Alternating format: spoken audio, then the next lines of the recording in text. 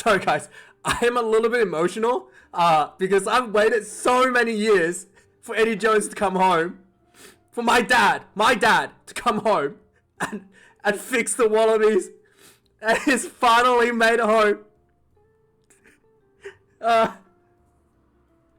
You have no idea how frustrating it's been over the last almost 20 years, man. Almost 20 years. We had the best talents in the world. Israel Folau, we had Pocock, we had Quade Cooper in his prime, we had James O'Connor in his prime, Curly Beale, we had all the best players in the world, man. And none of the stupid coaches in the past was able to deliver anything close to what Eddie Jones did in 2003, okay?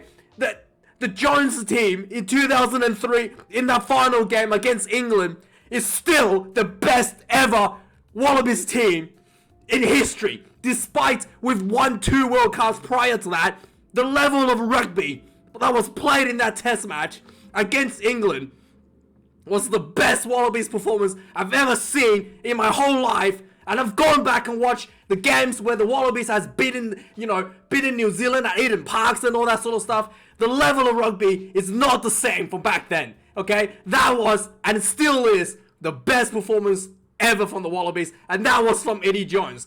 And you know what? The talent in that game, okay? There's no disrespect to the people that played in that game. The game has developed, the game has moved on, it's becoming more and more professional, it's more and more competitive, the nutrition has, developed, and we've had way better talents follow through since 2003, okay? Israel Folau, if he was in 2003, or what's his name? Lottie Takuri wouldn't even get a spot in the team, right?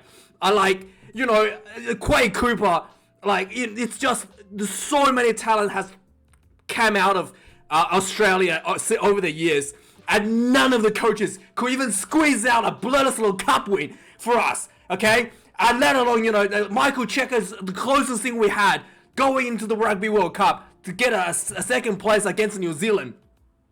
But it's just so frustrating. Almost 20 years, man. And it's finally Eddie Jones has returned, and this is honestly, I can't hold back my tears because I'm so happy. I have not been this happy for so many years for Australian rugby. Let's have a look at some of the stuff. So obviously Dave Rennie has had a pretty tough run as Wallabies head coach. For me, the sign there was issue in the coaching. To be honest, I've been pretty easy on David Rennie's performance. I've been pretty reserved on, calling for him to get sacked or whatever. I felt like, there's a lot of difficulties that he had to work through with his injury, with the players, and there was a lot of, bad culture going around the players from the looks of things, and I felt like there was a lot for him to work through. So I had to give him a lot of breaks, but it was really that Italian game that really told me something's wrong with the coaching staff, right? When you know that the team is behind by 6 points, you know there needs to be a conversion to be taken to win the game. You substitute on a debutant in the form of Donaldson, who has a kicking record of 60-something%, right? Just let me wipe my nose a little bit. Who has a kicking percentage of 60-something%. It shows me that the coaching staff don't even know their own stats from their own players. It's just mindless, mindless in what they were doing. Just put him on. We promised him a debut, so it's got a minute left. Let's put him on the field. And we lost, and it was quite an easy kick. And this is no way, in shape or form, Donaldson's fault losing to Italy, because that's his limit. We've seen him miss those kicks in Super Rugby. So it's you can't expect him to get 100% of his kicks suddenly because he's now wearing a gold jersey. So it's not his fault. It's the coaching, just the arrogance, the absolute sheer arrogance of just putting him on there as if everything's gonna work out with their fingers crossed, right? Just disrespectful to Italy, disrespectful to just putting, really bad debut as well for Donaldson, and really disrespectful to the fans as well, quite frankly, to just is throw the game away essentially. So I wasn't really happy. I thought this to me that was 100% a coaching issue. Has nothing to do with Donaldson missing the kick, and it's just at that point I felt like there had to be something's wrong with the coaching team. And obviously everybody knows Australia is like world infamous for being like diving, for doing little shenanigans on the field, for wasting time. We're like world famous for doing all this stuff. That is quite disgraceful. It like quite unsportsmanlike stuff now, and it's just again, that tells me it's a coaching issue. That tells me it's a culture issue in the team. And obviously on top of that, the win rates from David Rennie, the stats can't lie, right? You can't losing to Argentina in a what do you call it? No disrespect to Argentina, but getting flogged by Argentina in the rugby championship.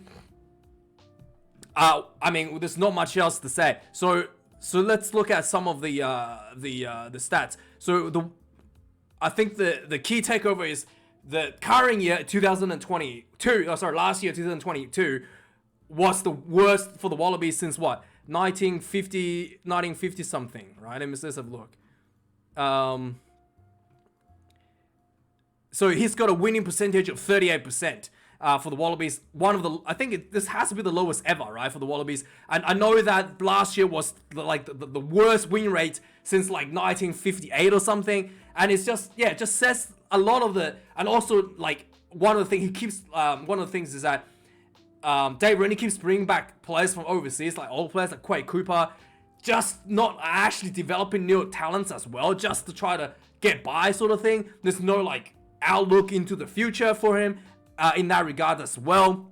So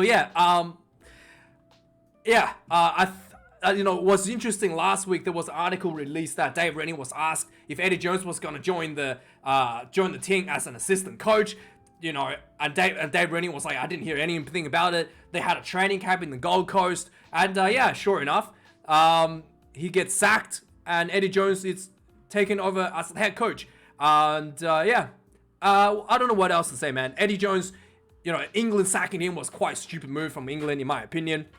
Eddie Jones has a plan. A lot of the key players, if you think about it, really didn't deliver for England. Owen Farrell came out from an injury, so he wasn't really in 100% form. You had Malo Tuilangi not in form. The dream 12-13 combination. Two most important players in center field, not delivering, right? Like Malo Tuilangi, his stats against the All Blacks was horrendous. He had lower run meters than Mako Vunipola, who came off the bench, right? How can you have lower running meters than Mako Vunipola in that test match against New Zealand?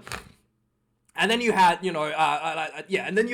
Eddie Jones, he was really put in a position to either giving him more time on the field and risk losing the game against the Springboks, or taking him off and risk him not getting into the form that he needs him to be for the Six Nations, right? So it was a double-edged sword for Eddie Jones. He either risk him for the Springboks and hopefully that he'll be ready for the Six Nations, or he would, put Guy Porter on and just head towards completely different direction for the Six Nations. But it was really, really disastrous for Eddie Jones that his teammate, that is the players that he trusted a lot, didn't deliver for him in the November Test series. And obviously, coming out of coming out of the November Test series, Eddie Jones still has the best record as English coach, as a coach of England, right? He still has one win against New Zealand, one loss against New Zealand, and one draw against New Zealand. So despite losing the Springboks, the England did not actually lose to the All Blacks last year. And also, Eddie Jones has flogged the Wallabies ever since he's been there, ever since 2016, right? Wallabies has only beat England once, and that is recently, and that is due to an England team that was kind of like run down and injured. That's the only win he's ever had over England, and that's it. I mean, the man, like the stats that Eddie Jones has brought to England is outrageously good.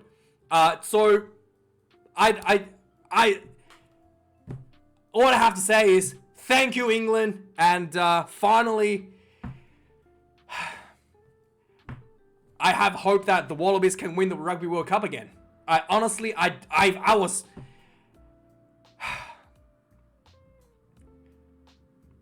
Anyway, guys, thanks for watching. That's my reactions, and see you guys tomorrow for the news. Cheers.